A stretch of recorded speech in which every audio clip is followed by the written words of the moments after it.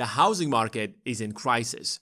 Homebuyers have been waiting for mortgage rates to drop since 2022, but now experts are warning that mortgage rates are not coming down anytime soon. House prices have been rising faster than wages at least since 1970s. So getting a mortgage is the only option for the average Joe to ever buy a house. But with every additional percentage in the mortgage rates, it adds up hundreds of thousands of dollars to the final price of the house. That's why when the Federal Reserve hiked the interest rates in 2022, it angered a lot of people because it meant that they no longer can buy a house. But it was an important action to bring down the inflation. However, what is confusing is the Federal Reserve has lowered interest rates from 5.5% to as low as 4%, but mortgage rates are still 6.3%. Not that different from what they have been back in 2022. That is better than 2024, where mortgage rates crossed 7%,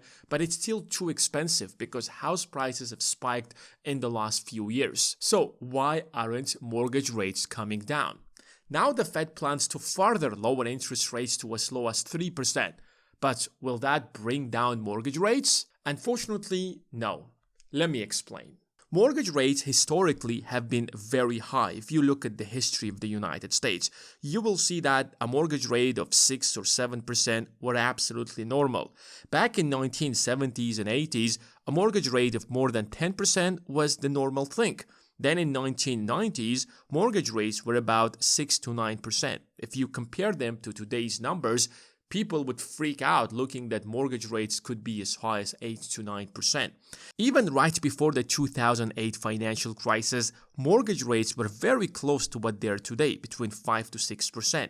Yes, today they are slightly higher, but 5% is also not really an ideal mortgage rate for most people. Most people are looking for 3 to 4%. The problem with mortgages is that there are very risky loans. Giving somebody a loan for the next 30 years is extremely risky because you don't know what is going to happen in 30 years from now. You are a human. There are so many risks that come alongside with it. You can get sick, something could go wrong, you could lose your job, you could lose your family. Even if you are financially responsible, at some point life can take a completely different turn and you might default on your loan. So nobody actually wants to give anybody a loan for 6 to 7% for the next 30 years. Because economically, it's a very bad investment. Even if you're perfect, even if you're the most financially responsible person out there, the house that you buy is risky because the neighborhood could change. Today, it's a very safe neighborhood. Tomorrow, it can turn into unsafe neighborhood and the value of the house is going to drop. So God forbid, if you're going to default, now the bank that provided you with a 30-year mortgage cannot make up back their money. So it was a bad investment. And remember, a bank is not a charity organization. Their job isn't to help you or help anyone else. A bank is a business that is there to make money. So they not only have to make sure that they are not taking that much risk, but at the same time, they have to profit from that deal. Otherwise, they're simply wasting their money or time on you. Especially the 2008 financial crisis proved that there is a possibility that the housing market could crash. And if that happens, suddenly the house loses 50% of its value and the bank has investors. So that bank is responsible to the investors. And suddenly the bank is going to declare bankruptcy because you defaulted on your loan. If mortgages are such a risky investment, why banks are still providing mortgages? Here's how the system in short works. This is the bank that provides you with a mortgage. So it provides you with that 30-year loan and then it takes that mortgage and turns it into a mortgage-backed securities. The vast majority of the mortgages are turned into mortgage-backed securities and sold to investors, and a very tiny percentage of mortgages are kept with the bank. And investors are willing to invest in these mortgage-backed securities for multiple reasons. We have different kind of assets in the market. We have treasury bills, the stock market, the bond market, corporate bonds, and mortgage-backed securities. Mortgage-backed securities are great from one side because they're backed by a real asset like the house. Of course, there is a risk that the housing market could crash. There is a risk that house prices in that particular neighborhood could go down. But nonetheless, it's a house, it's a real asset. Yes, there are some risks with it, but investors are willing to allocate a portion of their capital into the mortgage-backed securities. Not the vast majority of their wealth, but a small, tiny portion of their wealth. So the banks turn them into a mortgage-backed securities, sell them to investors. And the demand from investors on the mortgage-backed securities determines your mortgage rates. If investors are very hungry for these mortgage-backed securities, suddenly they will allocate more capital into them, and banks can offer them a lower interest rate or a lower return rate. If they can offer them a lower rate of return, then they can offer you a lower mortgage rate. Think about it this way.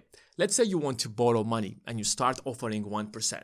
Your friend looks at you. If you are financially responsible, if you pay your bills, if your friend has extra money, then maybe your friend is going to offer you that loan at 1% interest rate.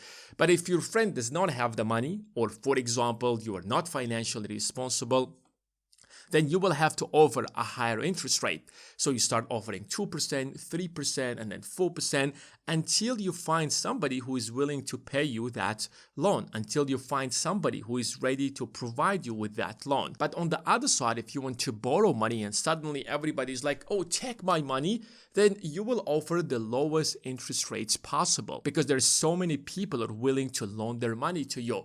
The exact same logic applies here. Despite the fact that mortgage-backed securities are being backed by a mortgage, the 2008 financial crisis proved to investors that anything could happen, and even a security that is being backed by a real asset could crash. That's exactly what happened in 2008. And that's why usually mortgage-backed securities have a much higher interest rate compared to the inflation. So if inflation is about 3%, then mortgage-backed securities should offer 6 to 7%. If inflation is about 5%, then MBS should offer about 9 to 10%, and so on and so forth to attract enough investors. Otherwise, it doesn't make sense for these investors to get into mortgage-backed securities. They would rather invest in US Treasury bills or the stock market, where they can make far more money than they can make in the housing market. The real question is, how was it possible that in 2020 and 2021, mortgage rates were as low as 2.5%. In fact, if you zoom into the mortgage rates, you'll find out that starting after 2009, mortgage rates dropped to about 4%. And in some years, 30-year mortgage rates were below 4%. How is that possible? Who are these investors who bought so many mortgage-backed securities? Inflation was about 2% or 2.5%, and now you have mortgage rates at 3%. It actually doesn't make sense based on everything that I have explained in this video. To understand what is happening here, we have to understand who is the investor that invested so much into the mortgage-backed securities. The largest investor in the US market is the Federal Reserve. And if you pull out the financial statements of the Fed, you will quickly realize that the Federal Reserve, starting in 2009, started massively buying mortgage-backed securities. In 2008 and prior to that, the amount of mortgage-backed securities in the balance sheet of the Fed was absolutely zero. Starting in 2008, they first purchased about $1.5 trillion of mortgage-backed securities in a few years. And that's why suddenly mortgage rates dropped significantly. In fact, if you pay a very close attention, up until 2022, they've been buying massively these mortgage-backed securities. In some periods, it slowed down, but overall, they kept buying more and more. Back in 2016 and 2017, mortgage-backed securities reached to about $2 trillion. And in 2020, when the entire economy was on the brink of collapse, the Federal Reserve did not want to repeat the 2008-style financial crisis, which is why before the housing market slowed down, the Fed jumped in and started massively buying mortgage-backed securities, and it increased its portfolio from about $1.5 trillion to as high as $2.8 trillion. So trillions of dollars of mortgage-backed securities were purchased by the Federal Reserve, which increased that demand for the MBS, which lowered the mortgage rates for the average American. This is exactly how the system works. So you have the Federal Reserve on one side that is screaming, I want to buy as many mortgage-backed securities as possible. I'm ready to buy them. On the other side, you have a bunch of people who are like, we want to get mortgages at the lowest rate possible. We want to buy houses, which is absolutely normal. And then you have banks in the middle who look at this situation and they're like, well, if the Fed is willing to buy as many mortgage-backed securities possible at any rate, suddenly we could provide 30-year loans to these borrowers, take these loans and turn them into mortgage-backed securities, and then sell them to the Federal Reserve that is willing to buy them. And they will make a profit for this transaction. So everybody is winning in this situation, except the Federal Reserve. Now, every time the Fed is buying mortgage-backed securities, the Federal Reserve is taking the money from whom? Exactly. It prints the money. So the Fed does not have to turn a real profit. So the bank is making a profit. The borrower is getting a low mortgage rate because the Federal Reserve just printed money. And this system by itself created one of the biggest inflations in the history of the United States. But this is unsustainable because the Fed is printing money and subsidizing those houses. And that's what led to the lowest mortgage rates in the history of the United States, which is why if you want to have such low mortgage rates again of 2, 3, or 4%, then you want a massive investor like the Fed to get into the housing market again to make that possible, which is why this was the golden era in the history of the United States to buy a house, and it's not coming back. The Federal Reserve recently said that no more mortgage-backed securities. The Fed is no longer going to buy those mortgage-backed securities. The Fed from now onwards is going to solely focus on buying Treasury bills. Consistent with our longstanding guidance, we aim for a portfolio consisting primarily of Treasury securities over the longer run. And that's because the US national debt has grown to levels that where the debt is growing faster than the size of the economy, which means that in the long run, there aren't enough investors to buy US Treasury bills, which means that the US government will have to default. But if the Federal Reserve will start buying those Treasury bills from the market, that means that, yes, on one side, it will create inflation.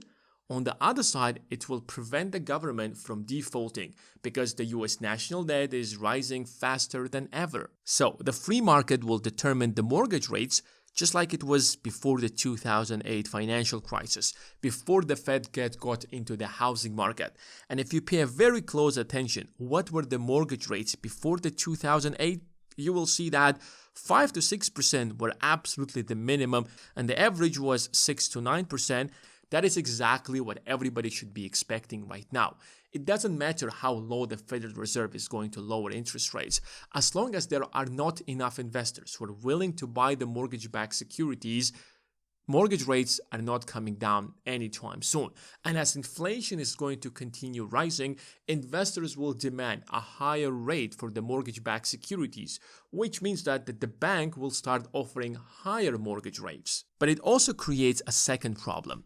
Higher mortgage rates are going to push a lot of people to rent. If you want to buy a house and you can't afford it, you still need a roof over your head, which is most likely you are going to rent a place to do that. And that huge demand for rent is going to lead to higher rent prices. Suddenly, the demand for rent is going to skyrocket, and that presents a unique opportunity for investors. If you're a large institution with trillions of dollars, or at least a few $100 billion, you can borrow money at a lower rate than the average Joe because you have trillions of dollars in your balance sheet, you have a very good track record, you're financially responsible, and the likelihood of you defaulting is much lower than the average Joe. So you can borrow money for the next 30 years at a lower rate than the average Joe and buy houses or build houses with them. So corporations start getting into the housing market, building houses or buying houses, and then renting them to people who cannot afford to get a mortgage, and they are turning a profit. Essentially, more people will be renters than homeowners, and corporations will make a lot of money out of it, which is why the period after the 2008 financial crisis up until 2022 was the best period in the history of the United States where the average person could easily buy a house and get a very low mortgage rate. and that period is no longer coming back. And that's why, even though that the Fed will continue lowering interest rates, it will bring down the rates on the treasury bills, but it will certainly not bring down the mortgage rates. If you have enjoyed this video, make sure to check the links in the description of this video. That's it for today, guys. Thanks for watching, and I will see you in the next one.